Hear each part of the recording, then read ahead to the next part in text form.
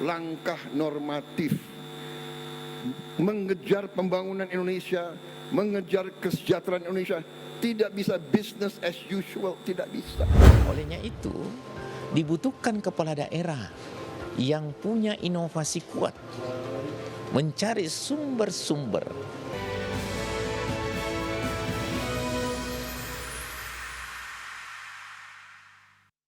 Dan Prabowo Subianto dengan nada tegas meminta komitmen seluruh jajaran Menteri Kabinet Merah Putih untuk berhati-hati mengelola keuangan negara dengan penuh tanggung jawab.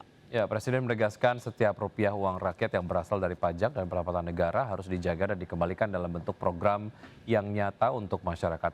Presiden juga menegaskan bahwa transparansi dan akuntabilitas adalah prinsip utama dalam penggunaan anggaran negara. Untuk itu setiap upaya jajaran pemerintahan harus memastikan bahwa dana yang terkumpul tidak disalahgunakan, melainkan benar-benar dialokasikan untuk kepentingan seluruh masyarakat Indonesia. Selain itu, alokasi dana akan difokuskan untuk sektor-sektor kunci seperti pendidikan dan kesehatan yang bertujuan meningkatkan kualitas sumber daya manusia Indonesia.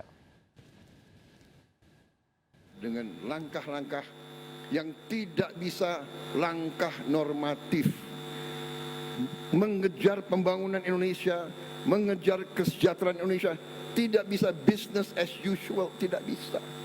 We have to work harder. We have to do our best, saudara. Makanya saya ini sebetulnya ya ada kasihan juga sama menteri-menteri saya itu. Karena di Kabinet Merah Putih itu kata mereka nggak ada hari merah di kalender kita. We work 7 days a week.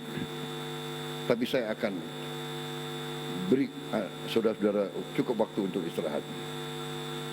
Karena yang kita butuh dari saudara adalah leadership, management, and the best decision. Best decision berarti saudara harus. Ya, sementara itu Komisi 2 DPR RI menilai upaya pemerintah pusat untuk memperkuat peran APBN demi mensejahterakan masyarakat juga harus diikuti peran aktif anggaran penerimaan dan belanja daerah atau APBD. Menurut anggota Komisi 2 DPR RI Taufan Pawai, pemirsa, pemanfaatan anggaran daerah harus sejalan dengan pembangunan secara nasional.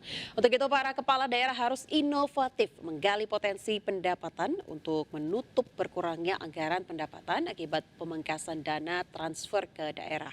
Selain itu, Taufan Pawai juga mendorong optimalisasi pendapatan daerah dan aset daerah, peningkatan investasi ke daerah, serta mencari pendanaan alternatif demi memperkuat kemandirian fiskal daerah. Olehnya itu, dibutuhkan kepala daerah yang punya inovasi kuat, mencari sumber-sumber perkuatan pendapatan asli daerah. Salah satu contoh yaitu bagaimana perkuatan BUMD dan pengelolaan sumber daya alam, mengaktifkan dan menghidupkan ekonomi kreatif. Ekonomi kreatif ini jangan dianggap kecil, itu memberi kontribusi UMKM, home industry.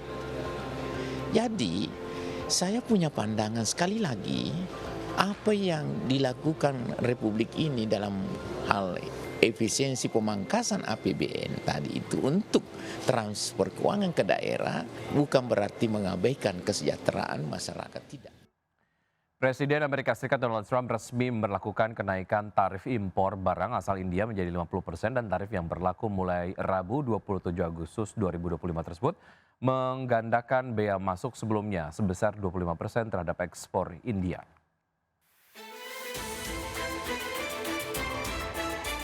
Presiden Amerika Serikat Donald Trump resmi memberlakukan kenaikan tarif impor barang asal India menjadi 50% untuk menghukum New Delhi atas pembelian minyak Rusia.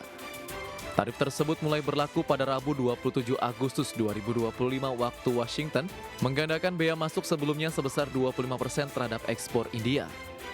Trump menuding pembelian minyak Rusia oleh India turut mendanai perang Presiden Vladimir Putin di Ukraina. Namun pemerintah India menilai langkah Amerika tersebut tidak adil, tidak berdasar, dan tidak masuk akal.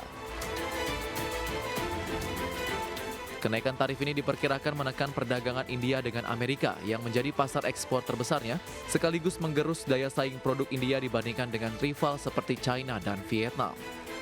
Kondisi tersebut juga memunculkan pertanyaan terkait ambisi Perdana Menteri Narendra Modi menjadikan India sebagai pusat manufaktur global. Beberapa sektor utama dikecualikan dari tarif ini seperti ekspor elektronik dan ekspor farmasi juga tidak terdampak. Kebijakan mendadak tersebut mengejutkan pejabat India, terlebih setelah berbulan-bulan kedua negara melakukan pembicaraan perdagangan. Pihak Amerika sebelumnya mengeluhkan tarif tinggi dan kebijakan proteksionis India, khususnya di sektor pertanian dan produk susu. Sementara itu, rencana perundingan putaran ke-6 antara kedua negara yang semula dijadwalkan 25 hingga 29 Agustus juga ditunda, sehingga memunculkan keraguan apakah kesepakatan dagang dapat tercapai tahun ini. Berbagai sumber IDX Channel. Baik pemirsa, 1 jam sudah kami menemani Anda Betul sekali. dalam Market Buzz kali ini, Wiki. Sebelumnya kita akan update terlebih dahulu ataupun simak pergerakan dari IHSG Ya. sejauh ini, dan kita lihat datanya dari RTI. Sejauh ini IHSG bergerak menguat ya di level 7.952,171 dan tahap gainers diantaranya adalah ada baik, ini dengan format yang sedikit berbeda nampaknya ya. Basic Industry sejauh ini memimpin penguatan di 0,82%. Ya, dan pemirsa 1 jam sudah, lagi-lagi kita tadi katakan ya, kita sudah bersama di Market Buzz kali ini. Semoga pembahasan hari ini dapat menjadi referensi dan juga sumber informasi untuk Anda. Ya, tetap berbagai informasi Anda hanya di IDX Channel, your trustworthy and comprehensive investment reference. Jangan lupa untuk menyaksikan program First Session Closing yang akan tayang pukul 12.00 waktu Indonesia bagian Barat. Karena urusan masa depan harus terdepan. Aku investor saham, saya Wiki Adrian. Dan saya Ayah Nufus pemirsa. Sampai jumpa.